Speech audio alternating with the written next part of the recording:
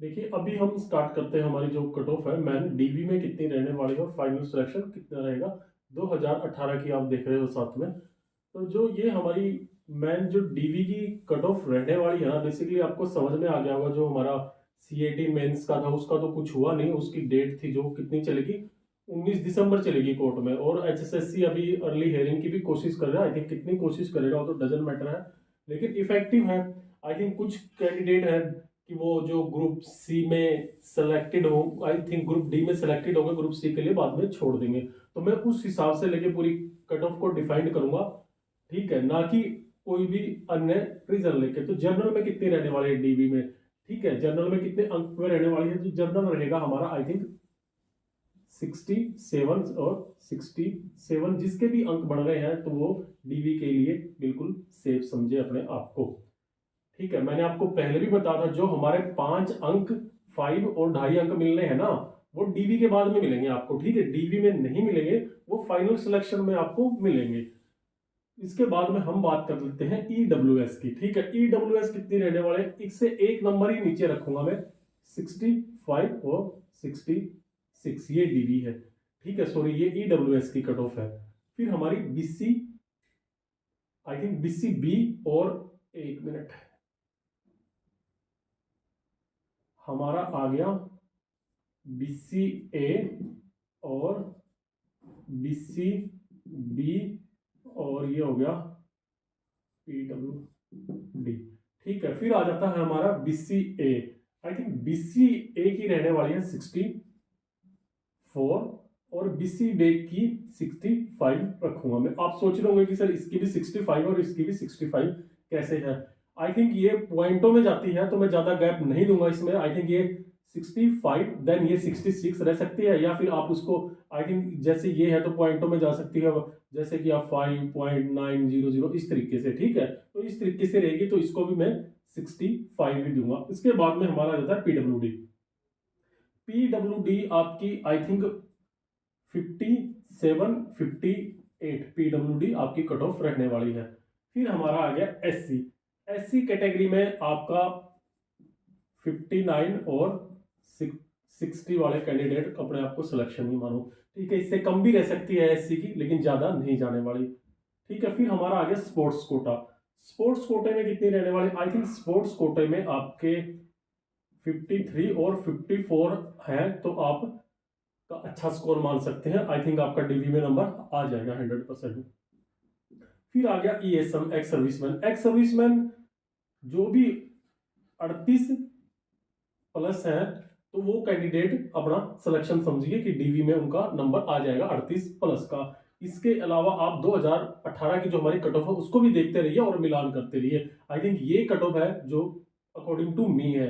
अब मुझे नहीं पता, किसी किसी ने तो 75 78 80 से भी बता रखी है, लेकिन आई थिंक यही है। इसके बाद में एक्चुअल चीज का आपको जब पता लगेगा, जब आपकी फाइनल कट ऑफ और डीवी की कट ऑफ लगेगी, और फिर आपने सभी यूट्यूब चैनलों पर कट ऑफ को देख लिया होगा, और फिर आप उसकी मैचिंग करोगे, तो तब आपको पता लगेगा कि किसकी जेन्युइन थी और किसकी नहीं थी। हाँ, एक नंबर ऊपर नीचे हो सकता है, ये मानूंगा मैं, एक नंबर हो सकता है ऊपर नीचे, क्योंकि बेसिकली देखिए सर्वे ही है ये, ऐसा तो कुछ है नहीं कि बिल्कुल ही एक्यूरेट हो या किसी ने मतलब अंदर से बात कर रखी हो, तो ऐसा तो नहीं है भाई, ये है। तो ये है हमारी जो कट ऑफ है। इसके बाद में नेक्स्ट आ जाता है हमारा कि फाइनल कट ऑफ कितनी रहने वाली है। ये तो डीवी की होगी हमारी कट ऑफ, फिर हमारी फाइनल कितनी रहने वाली है।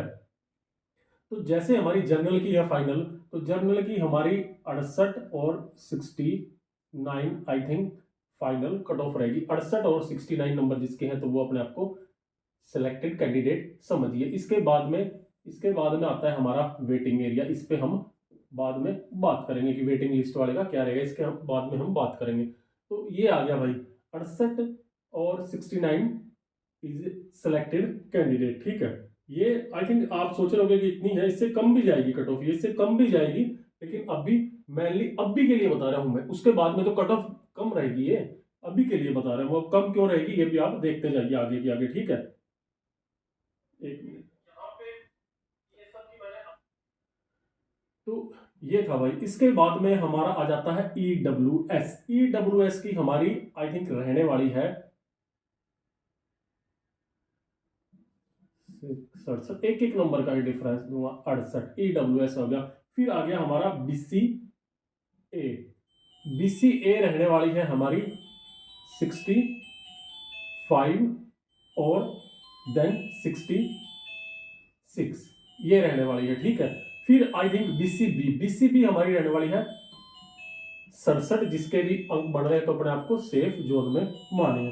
फिर आ जाता है हमारा PWD। आई थिंक PWD ज्यादा नहीं, 59 जिसका भी स्कोर है तो वो सेफ जोन में है, ठीक है। 59 या 60 पकड़ लीजिए, सेफ जोन में।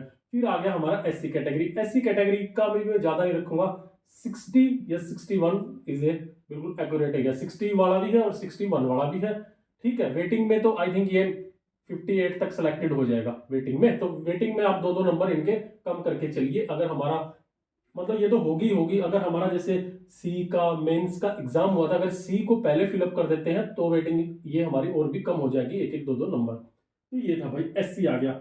SC के बाद में हमारा आ गया स्पोर्ट्स कोटे वाले की। स्पोर्ट्स कोटे वाले की आई थिंक जिसके भी 50 प्लस है, 50 या 52 है, तो आई थिंक वो सिलेक्टेड कैंडिडेट है, ठीक है। जिसके भी इतने अंक बढ़ रहे हैं तो वो अपने आप को सिलेक्टेड कैंडिडेट समझिए। फिर आ जाता है ex serviceman. I think 41 plus जो भी है वो सिलेक्टेड कैंडिडेट है, 41 प्लस 40 प्लस 41 प्लस, तो वो सिलेक्टेड कैंडिडेट है। देखिए मेरी कट ऑफ हटके रहती है, ऐसा नहीं है कि मैं किसी को हरासमेंट करूं कि भाई 75 जाएगी 80 जाएगी, ऐसा नहीं, ठीक है। एक दो नंबर ऊपर नीचे होता है, लेकिन एक आदमी, कई चीजें ऐसी होती है कि इंसान को मरने से पहले नहीं मारना चाहिए अपनी, मतलब मरने से पहले नहीं मारना, अपनी इच्छाएं नहीं मारनी चाहिए। आई थिंक नहीं होता है पॉसिबिलिटी, अकॉर्डिंग टू मी इतनी कट ऑफ जाने वाली है, इससे ज्यादा हाईएस्ट आई थिंक मैं नहीं मान सकता कि जाएगी। तो ये रहने वाली है। साथ में आप 2018 की कट ऑफ भी देखी आपने पूरी, तो इसमें क्या है, जब हमारी वेटिंग लगेगी तो इससे और भी थोड़ी सी कम ही रहेगी। अब क्यों रहेगी वो आप लोगों को पता है, वेटिंग लिस्ट हमारी एक लगेगी, दो तीन, इसके बारे में भी हम चर्चा करेंगे आगे। तो ये था हमारा। और जो हमारा सी मेंस का हुआ था, जो 32,000 हमारी वैकेंसी है, अगर सरकार इनको पहले फिलअप कर देती है तो आई थिंक इसकी कट ऑफ एक दो नंबर और कम समझिए। वेटिंग लिस्ट का आपको पता है 10% कम लगती है वैकेंसीज की। तो ये था कट ऑफ, आपको अच्छे से समझ में आ गई होगी। आई थिंक दोबारा से मैं एक बार रिपीट कर देता हूँ। हमारी जो जर्नल है तो वो 66 से 67 जिसके अंक है तो वो अपने आप को सेफ मानिए। फिर आ गया EWS 65 से 66 और BCA 64, BCB 65 और PWD 57 से 58, SC हो गया 59 से 60 और जो स्पोर्ट्स कोटे वाले हो गए आई थिंक 44 और ESM है एक्स सर्विसमैन 38। इससे मैंने DSM को इंक्लूड नहीं किया है आई थिंक, क्योंकि DSM को मैंने इसलिए इंक्लूड नहीं किया है क्योंकि ESM के बाद ही उनकी लिस्ट बनती है, तो उनका कंफर्म डाटा नहीं है अभी। तो ये चीजें हैं। फिर फाइनल आपने सिलेक्शन देख लिया, आई थिंक यही है भाई, रहेगी यही। आप एक नंबर ऊपर नीचे मान लीजिए, कट ऑफ यही रहने वाली है, एक नंबर प्लस कर लो या माइनस कर लो। अब मैं पांच पांच नंबर तो बताऊंगा नहीं कि आपको ये बता दूं भाई नॉर्मलाइजेशन किस तरीके से होता है। पिछली वीडियो में मैंने नॉर्मलाइजेशन आपको बता दिया था कि नॉर्मलाइजेशन का फंडा क्या है, एक बार छोटा सा फिर बता देता हूँ। आई थिंक हमारी ये 4 शिफ्ट है, एक शिफ्ट ये, एक ये, दूसरी, तीसरी और ये चौथी, ये 4 शिफ्ट में हमारा एग्जाम हुआ था, ठीक है। ये 21 की मॉर्निंग और ये भी 21 की इवनिंग और ये 22 और ये 22, इस तरीके से हमारा एग्जाम हुआ था। अब नॉर्मलाइजेशन कैसे होगा, बेसिकली मानो इस शिफ्ट में आपके 75 नंबर आ गए, इसमें 74 आ गए और इसमें 73 और इसमें आ गए 76। तो ये नॉर्मलाइजेशन कैसे होता है, नॉर्मलाइजेशन होता है इको फॉर्मूला, मतलब सबको इक्वल करना होता है। बेसिकली नॉर्मलाइजेशन होगा सबसे छोटी संख्या के इक्वल ही होता है, बड़ी संख्या के कभी भी नहीं करते, छोटी मतलब इसके बराबर सबको कर देंगे, किसी इनमें से जैसे माइनस कर देंगे अंक और इसके बराबर ला देंगे, तो ये नॉर्मलाइजेशन हो गया आपका, ठीक है।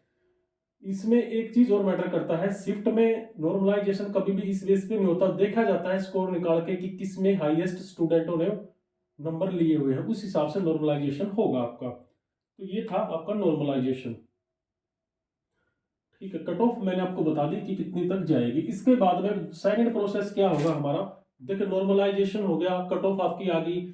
फिर अभी ये 15 तारीख तक, कब तक, ये 15 दिसंबर, 15 दिसंबर तक ये बोल रहे हैं कि हम प्रोविजनल रिजल्ट निकालेंगे। प्रोविजनल रिजल्ट का मतलब क्या है कि आपका आई थिंक 95 से रिजल्ट निकाल के जो 5 नंबर है ना आपके, जो 5 नंबर हैं जो आपके सोशो इकोनॉमिक के देने हैं, तो वो नहीं मिलेंगे किसी को। आई थिंक 5 नंबर माइनस करके आपका रिजल्ट निकलेगा। ठीक है, प्रोविजनल, क्योंकि अभी आपको पता है 5 नंबर पे केस चल रहा है आपका, तो 5 नंबर माइनस करके आपका प्रोविजनल जो है रिजल्ट निकाल दिया जाएगा। आई थिंक 15 दिसंबर बोला है, तो ये 20 दिसंबर तक आपका रिजल्ट देखने को मिल जाएगा। दूसरी चीज, जब आपने जो ऑब्जर्वेशन लगा के रखा है, तो उसका भी 15 से 20 दिन में आपको रिजल्ट देखने को मिल जाएगा। फिर बात आती है ज्वाइनिंग की। ठीक है, ग्रुप डी की फिर अब बात आती है कि ज्वाइनिंग कब तक हो जाएगी ये। ठीक है, ये ज्वाइनिंग कब तक हो जाएगी ग्रुप डी की। तो जहां तक है, जो हमारे चेयरमैन साहब हैं और जो एजी साहब हैं, उन्होंने ये बोला है कि 31 दिसंबर तक हम वेट करेंगे ग्रुप सी की भर्तियों का। अगर 19 दिसंबर को सी पर कुछ अहम फैसला आ जाता है, तो हम सी की ज्वाइनिंग कराएंगे, नहीं तो 31 दिसंबर तक हम वेट करके ग्रुप डी की ज्वाइनिंग करवा देंगे। अब ग्रुप डी की ज्वाइनिंग कब तक होगी? ग्रुप डी की ज्वाइनिंग आपकी आई थिंक फरवरी तक ग्रुप डी की ज्वाइनिंग हो जाएगी। तो वीडियो आप पूरा देखना, स्किप मत करना वीडियो को। आगे भी मैं आपको बहुत अहम जानकारी दूंगा इसमें। ठीक है, फरवरी तक आपकी कंप्लीट ज्वाइनिंग हो जाएगी। एचएसएससी भी कोशिश करेगी सी की ज्वाइनिंग कराने की, लेकिन नहीं हो पाती, तो फरवरी तक आपकी ग्रुप डी की ज्वाइनिंग हो जाएगी। अच्छा, मैं एक चीज और बोलूंगा, कमेंट्स को मैं हाइड रखूंगा वीडियो में, तो कमेंट्स करने की जरूरत नहीं है। वीडियो आप पूरा देखिए। अगर आप, ये जो चैनल है हमारा व्लॉग्स का चैनल है, ठीक है, व्लॉग का चैनल है, तो मैं थोड़ा सा इंप्रेशन बढ़ाने के लिए वीडियो डालता हूँ इस पे। तो इसमें आप सब्सक्राइबर नहीं करोगे तब भी बेटर है, अगर करोगे तब भी अच्छा है, वो आप लोगों की मर्जी है, क्योंकि व्लॉग्स का चैनल है, व्लॉग आपको अच्छे लगते हैं तो आप चैनल को सब्सक्राइब करिए। तो ये चीज है, 3-4 आपको समझ में आ गई होगी। अब इसमें एक पॉइंट और बताऊंगा मैं थोड़ा सा आगे बढ़ने से पहले, जो हमारा डीवी होगा, आई थिंक डीवी कब होगा? हमारा सबसे पहले प्रोविजनल जो रिजल्ट आएगा, प्रोविजनल रिजल्ट के बाद में होगा हमारा डीवी का मतलब है डॉक्यूमेंट वेरिफिकेशन। डॉक्यूमेंट वेरिफिकेशन किस बेस पे होगी? वो डॉक्यूमेंट वेरिफिकेशन आपके पूरे डॉक्यूमेंट चेक करे जाएंगे कि सही है कि नहीं है, फिर आपको 5 नंबर दिए जाएंगे। ठीक है, अगर किसी ने गलत तरीके से 5 नंबर ले सकते हैं तो वो कटवा भी सकता है। अब इन 5 नंबर पे चल रहा है हमारा केस, तो अभी कुछ भी हो सकता है इस पे, तो इसके बारे में हम नहीं कह सकते कुछ भी। फिर अगर 5 नंबर सबको मिल जाते हैं, तो फिर क्या होगा? फिर 100 में से रिजल्ट निकलेगा आपका, नहीं तो 95 से रहेगा। ठीक है, तो अभी ये आ गया डीवी। तो डीवी में कितने कैंडिडेट को बुलाएंगे? डीवी की मैंने लिस्ट बता दी थी, कट ऑफ बता दी थी आपको कितने बजेगी। डीवी में आई थिंक सरकार ने बोला है, डी जैसे हमारी ये वैकेंसी है 13,536, तो 40,000 बोला है इन्होंने डीवी में, कि हम 40,000 कैंडिडेट को डीवी में बुलाएंगे। 13 26 13 39, मतलब इसका 3 गुना बोल रहे हैं आई थिंक। ठीक है, 3 गुना, लेकिन इनको अकॉर्डिंग टू 4 गुना तो इनको बुलाना चाहिए। आई थिंक 50,000 तो इनको डीवी में बुलाना चाहिए, इतने तक बुलाएगी ये। ठीक है, डीवी में बुलाएगी, फिर डॉक्यूमेंट वेरिफिकेशन होगी, फिर देन आपके बाद में फाइनल रिजल्ट निकलेगा सिलेक्शन के लिए, ये आ जाता है। फिर एक चीज और है, देखिए अभी ये आपकी डीवी है, तो डीवी आ गई आपकी, ये यहाँ पे कर देता हूं मैं थोड़ा सा, ये आपकी डीवी होगी, ये डीवी होगी।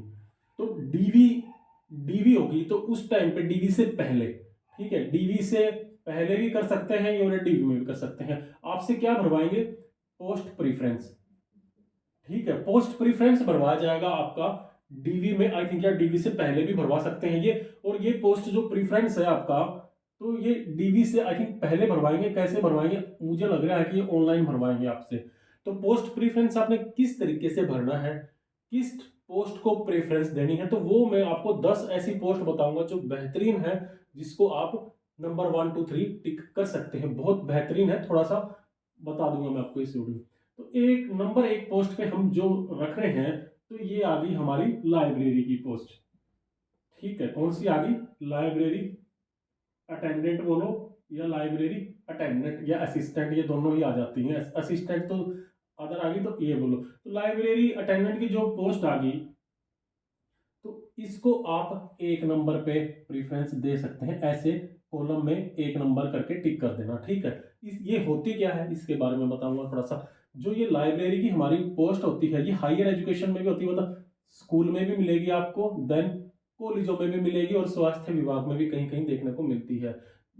ठीक है, नहीं नहीं, लाइब्रेरी है, लाइब्रेरी की कहाँ स्कूल कॉलेज में मिलेगी आपको? स्वास्थ्य विभाग लाइब्रेरियन हो गया, तो ये स्कूल कॉलेज में मिलेगी। तो आपको पता होगा कि लाइब्रेरी क्या होती है, जो पुस्तकों से संबंधित है। पुस्तकों की रख रखाव, एंट्री करना, इन आउट करना, मतलब जो स्टूडेंट को पुस्तक वितरण करते हैं, तो उस हिसाब से है ये स्कूल और कॉलेजों में होती है लाइब्रेरी अटेंडेंट की पोस्ट। सबसे बेहतरीन पोस्ट है लड़कियों के लिए, ये बहुत अच्छी पोस्ट है, लड़की इसको प्रायोरिटी दे सकती है नंबर 1 पे। इसकी पोस्ट जो है आई थिंक 50 के समथिंग रहने वाली है आपकी, ठीक है, कम पोस्ट है इसकी, जिसके ज्यादा नंबर है वो दे सकता है, इसको 50 के समथिंग ही पोस्ट होंगी इसकी, 50-55 से ज्यादा नहीं है, ठीक है। तो नंबर 1 पे आ गई आपकी लाइब्रेरी अटेंडेंट। अच्छा, नंबर 2 पे आप किसको दे सकते हैं? नंबर 2 पे आप दे सकते हो लैब अटेंडेंट, ठीक है। नंबर 2 पे क्या आ गया? Lab attendant. इसको नंबर 2 कर सकते हो, अब नंबर 2 करके टिक कर सकते हो। तो लैब अटेंडेंट क्या आता है? जो ये लैब अटेंडेंट रहते हैं ना, तो ये लैब अटेंडेंट हमारे क्या रहते हैं, स्वास्थ्य विभाग में भी रहेंगे, और ये कॉलेज, स्कूल कॉलेजों में भी आपको देखने को मिलेंगे, क्योंकि साइंस की लैब रहती है, लेबोरेटरी वगैरह, तो उसमें मिलेंगे। तो ये पोस्ट भी अच्छी है, लड़कियों के लिए बेहतरीन है, क्योंकि लैब अटेंडेंट आपको पता है स्कूल कॉलेजों में भी होते हैं, स्वास्थ्य विभाग में। तो बहुत ही बेहतरीन है ये लैब अटेंडेंट की जॉब। तो इसको आप सेकंड पे रख सकते हो, या इसको फर्स्ट पे रखो, इसको सेकंड पे रखो, दोनों मिलती जुलती है, दोनों ही बेहतरीन है लड़कियों के लिए, दोनों बहुत ही बेहतरीन। लैब अटेंडेंट की पोस्ट भी कम से कम हमारी 5, लैब अटेंडेंट नहीं, 500 तो नहीं, आई थिंक इसके बारे में डाटा क्लियर नहीं है, लेकिन ये लगभग 100-150 पोस्ट हो सकती हैं आपकी ग्रुप डी में, ठीक है। तो ये लैब अटेंडेंट रहने वाली है आपकी, बहुत ही पता चल गया होगा आपको, लैब का मतलब लेबोरेटरी, साइंस रूम वगैरह होते हैं स्कूल कॉलेजों में, तो उसमें और स्वास्थ्य विभाग में भी रहती है। इसके बाद में नंबर 3 पे ले लेता हूं मैं डार्क रूम अटेंडेंट, ठीक है, डार्क रूम अटेंडेंट, इसको नंबर 3 पे दे सकते हो। ये तीनों पोस्ट तो ऐसी हैं जो लड़कियों के लिए बिल्कुल बेहतरीन है, लड़कियों के लिए बिल्कुल बेहतरीन। डार्क रूम अटेंडेंट, जैसे डार्क, अंधेरा का कमरा, तो आपको देखने से ही पता लग गया होगा कि ये भी आई थिंक स्वास्थ्य विभाग से संबंधित ही है। तो इसमें कार्य क्या रहता है? इसमें कार्य रहता है कि जो एक्सरे वगैरह आते हैं, फोरेंसिक एक्सरे, ठीक है, जो एक्सरे वगैरह होते हैं ना, तो वो इससे संबंधित एक्सरे का काम रहता है इसमें। मतलब जो सीनियर अधिकारी होता है डार्क रूम असिस्टेंट, उसके अंडर में काम करना पड़ता है। ये जितनी भी पोस्ट है ना, ये हेल्पर के रूप में रहती हैं, सीनियर अधिकारी के हेल्पर के रूप में काम करना पड़ता है। इनमें कुछ ऐसा नहीं कि आप सोचो कि किसी को चाय पिलानी, पानी पिलाना, ऐसा कुछ नहीं है इनमें, बिल्कुल नथिंग इनमें नहीं है बिल्कुल भी। तो एक्सरे, एक्सरे से संबंधित है ये, ठीक है। एक्सरे बोलो तो रेडियोलॉजी, रेडियोलॉजी कार्यों में सीनियर अधिकारी की मदद करना, रिपोर्ट तैयार करना, और फोरेंसिक आदि अनेक प्रकार के कार्य रहते हैं किसमें? डार्क रूम अटेंडेंट में। कैसे? जैसे किसी का एक्सरे करना, एक्सरे करने के बाद में उसकी एंट्री करनी, उसको एक्सरे प्रोवाइड करना, तो ये होगी डार्क रूम अटेंडेंट। इसको आप नंबर 3 पे टिक कर सकते हो भाई, ये तीनों बहुत ही बेहतरीन है।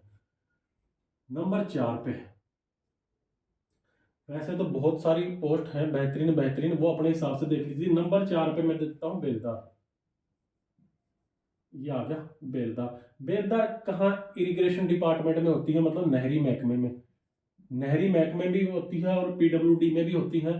तो ये नहरी महकमे में बेलदार का काम क्या रहता है? देखिए, बेलदार का काम, बेलदार को जो एरिया डिस्ट्रीब्यूट किया जाता है, 5 से 8 किलोमीटर का एरिया डिस्ट्रीब्यूट किया जाता है नहर के ऊपर में, क्या निगरानी करने का काम रहता है। ये किसी ने पानी चोरी तो नहीं किया, नहर की नरेगा वालों से सफाई करवाना, कहीं से नहर में कटाव या रिसाव तो नहीं हो रहा है, तो ये बेलदार का कार्य रहता है, ठीक है। बेलदार भी 2 प्रकार के रहते हैं, एक नहर पे रहते हैं और एक डैम पे रहते हैं। डैम पे 5 से 8 बेलदार ड्यूटी देते हैं। तो ये भी एक अच्छी जॉब है, लड़कियां भी इसमें जाती हैं। सबसे ज्यादा पोस्ट देखने को मिलेगी हमारी बेलदार की, कम से कम 4,500 के समथिंग पोस्ट बेलदार की मिलेंगी इसमें, ठीक है। तो सबसे ज्यादा पोस्ट बेलदार की है, 4,000 तक पोस्ट मिलेंगे आपको बेलदार की। तो बेलदार का आपको कार्य समझ में आ गया होगा कि नहर से संबंधित कार्य रहता है, ठीक है। इसके बाद में हम ले लेते हैं, बेलदार के बाद में आ गया फील्डमैन। फील्डमैन, फील्डमैन का कार्य रहता है कृषि कार्यों से संबंधित, मतलब जितनी भी योजनाएं होती हैं, जैसे पीएम किसान योजना होगी, कौन सी? पीएम किसान योजना होगी, तो ये सारा काम फील्डमैन करता है, ठीक है। किसी मतलब जितने भी कार्य होंगे, बीओ, एडीओ, जो हमारा बीओ आ गया और एडीओ, इसके साथ में इसके साथ इनके हेल्पर के रूप में रहता है फील्डमैन। तो इनके साथ में काम करता है फील्डमैन। कृषि कार्यों से संबंधित, खाद बीज से संबंधित सब प्रकार के कार्य होते हैं फील्डमैन के होते हैं, मतलब नाम से ही पता लग रहा होगा फील्डमैन। तो ये हो गया फील्डमैन, इसको प्रायोरिटी दे सकते हो नंबर 5 पे। अब आ जाते हैं हम नंबर 6 पे। नंबर 6 पे ले लेते हैं हम बिल डिस्ट्रीब्यूटर।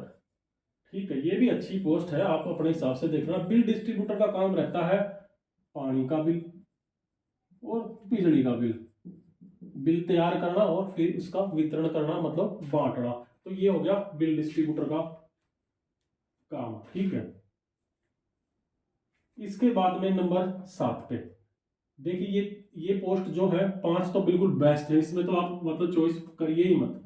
ठीक है, बिल डिस्ट्रीब्यूटर के बाद में आ गया इलेक्ट्रिसिन। इलेक्ट्रिसिन इलेक्ट्रिसिन क्या होता है? इलेक्ट्रिसिन का काम ऑफिस से संबंधित होता है।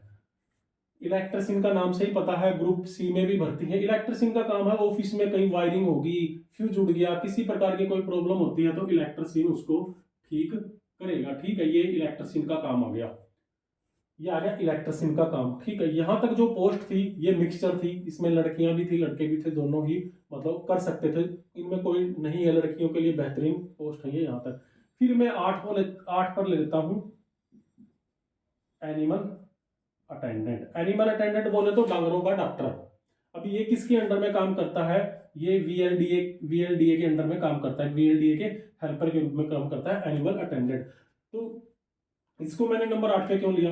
क्योंकि देखिए लड़कों के, बॉयज के लिए ये पोस्ट बढ़िया है, जो बॉयज है ना, बॉयज के लिए बढ़िया है ये, लड़कियों का थोड़ा सा ठीक नहीं है। तो एनिमल अटेंडेंट का काम क्या था? वीएलडीए के अंदर में पशुओं को वैक्सीनेशन करवाना, इंजेक्शन लगाना, सुई लगाना, या फिर जो मतलब हर गांव में, ये क्या है, हर गांव में जो हॉस्पिटल होते हैं ना, हर गांव में जो हॉस्पिटल है पशुओं के, उसमें रहता है एनिमल अटेंडेंट और वीएलडीए के साथ में काम करता है। ठीक है, नंबर 8 पे आप इसको दे सकते हो। अब और बता देता हूं मैं आपको, दो तीनों 8 होगी। देखिए पोस्ट बहुत सारी हैं इसमें, लेकिन आपने किसको क्या देना है वो आप देखिए। फिर नंबर 9 पे आ गया हमारा पीएन। पीएन का काम क्या रहता है? ऑफिस का, ऑफिस से संबंधित रहता है पीएन। ठीक है, फाइलों को इन आउट करना, देना, या किसी भी स्कूल कॉलेजों में या वैसे ऑफिस में हर जगह पीएन होते हैं। ठीक है, इसके बाद में 10 नंबर पे ले लो आप phone attendant. Phone attendant plus class attendant, इन दोनों को 10 पे आप चॉइस कर सकते हो। फोन अटेंडेंट का काम रहता है फोन को अटेंड करना और फोन को पुटअप करना। ठीक है, आई थिंक किसी का फोन आ गया, सपोज करो एसडीएम का फोन आ गया, एसडीएम का फोन आ गया, तो एसडीएम ने मांग लिया भाई मुझे ओएसडी से बात करवाओ, ओएसडी से बात करवाओ, तो उसने कॉल को वहां से लेके वहां पे पुटअप कर दिया। तो ये है फोन अटेंडेंट का काम। इसके बाद में दुनिया भर की वैकेंसीज हैं, आप अपने हिसाब से दे सकते हो पोस्ट प्रेफरेंस। ये जितनी मैंने वैकेंसियां बनाई ये थोड़ी ठीक थी। इसके बाद में देखिए और भी वैकेंसीज आती हैं आपकी, जैसे इरिगेशन डिपार्टमेंट में आ गई आपकी वाटर अटेंडेंट, वाटर अटेंडेंट आ गई। ठीक है, स्टोर मुंशी आ गई। ये वैकेंसीज बहुत कम है, ये वैकेंसीज 5-5 4-4 वैकेंसीज हैं ये, इसलिए मैं इनको बाद में ले रहा हूँ। ठीक है, स्टोर हेल्पर आ गई, स्टोर हेल्पर आ गई। फिर हमारी आ गई खेलासी आ गई, खेलासी आ गई। खेलासी के बाद में आ गई हॉस्टल अटेंडेंट आ गई। ठीक है, ये बहुत प्रकार की जो है, इसमें बहुत प्रकार की वैकेंसियां हैं ग्रुप डी में, सारी मैंने आपको नहीं बताई, तो आप अपने हिसाब से पोस्ट प्रेफरेंस दे सकते हो। ये आपको प्रोसेस पूरी समझ में आ गई होगी। देखिए ये है जो पहले मैंने 4-5 बताई है लड़कियों के लिए बहुत बेहतरीन है, ये थी। आप अभी इसके बाद में क्या होगा अब देखिए, इतना तो आपने वीडियो में देख लिया, आपने आपके नंबर ठीक ठाक आ गए, आपने पोस्ट प्रेफरेंस भी भर दिया। ठीक है, पोस्ट प्रेफरेंस भी भर दिया। फिर क्या होने वाला है उसके बाद में, क्या चमत्कार देख रहे हो तुम? जैसे आपने पोस्ट प्रेफरेंस भर दिया, फिर आपका जो 5 नंबर वाला फंडा है, या तो प्लस कर दिया या माइनस कर दिया, वो कोर्ट में अधीन है केस, तो उसके बाद में जो भी होगा फैसला उसमें कर दिया। फिर उसके बाद में आपकी मेरिट लिस्ट लगेगी, मेरिट लिस्ट लगेगी। अब जिसके नंबर ज़्यादा है, जैसे आपने सपोज करो आपने 10 पोस्ट भर दी, 1 से 10 तक भर दी या उससे ज़्यादा भर दी, अब नंबर के हिसाब से आपको पोस्ट दी जाएगी। अगर आपके स्कोर कार्ड अच्छा है तो आपको लाइब्रेरियन की पोस्ट दी जाएगी, फिर दूसरे नंबर पे है तो आपका दूसरी पोस्ट दी जाएगी, आपके 75 नंबर बनाने हैं तो इस हिसाब से। बाकी कट ऑफ मैंने बता दी, कट ऑफ इतनी रहने वाली है, इससे ज़्यादा नहीं जाएगी, आपको समझ में आ गया होगा। फिर आपके नंबर के हिसाब से आपको आपके क्या है अंक के आधार पर आपको पोस्ट दे दी जाएगी, किसमें, ग्रुप डी में। ग्रुप डी में क्या आपको पोस्ट दे दी जाएगी आपके नंबर के आधार में। फिर फिर आपका फाइनल रिजल्ट आ जाएगा कि आप इस पोस्ट पे सिलेक्टेड हो। ठीक है, फिर ज्वाइनिंग की बात, ज्वाइनिंग के लिए मैंने आपको बता दिया था कि आपकी जो ज्वाइनिंग है वो फरवरी तक, लास्ट तक मानो तो हो जाएगी ग्रुप डी की ज्वाइनिंग। अभी तो फिलहाल HSSC, अभी तो क्या आप लोगों को पता है जो HSSC के जितनी भी भर्ती हुई है, HSSC की जितनी भी भर्ती हुई है सभी कहाँ है, सभी कोर्ट में है। HSSC की जितनी भी भर्ती हुई है, सी की बोलो या डी की बोलो, सी डी में जितनी भी, या TGT बोलो, जितनी भी है सारी कोर्ट में है, एक भी बाहर नहीं है। और HSSC बड़े बड़े दावे कर रही है।